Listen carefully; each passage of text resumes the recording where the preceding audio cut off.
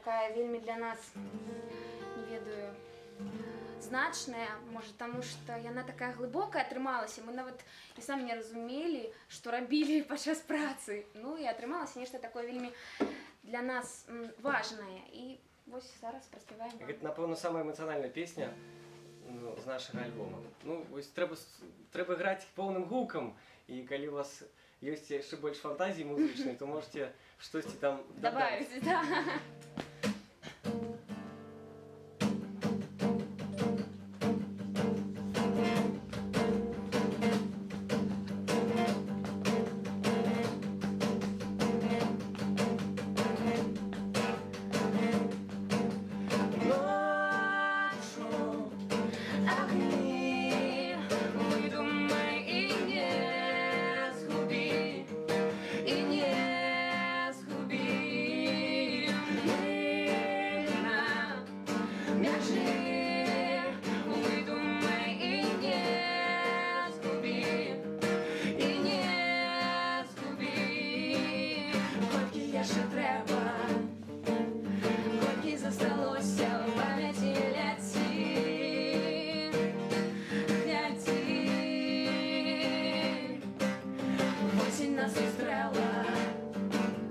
На землі даремна крилами у душі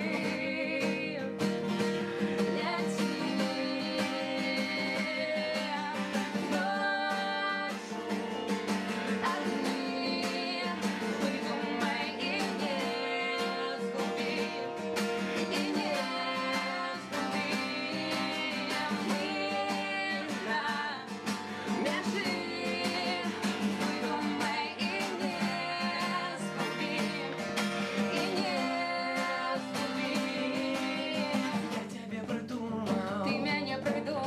Рознокольоровым озерком дождю.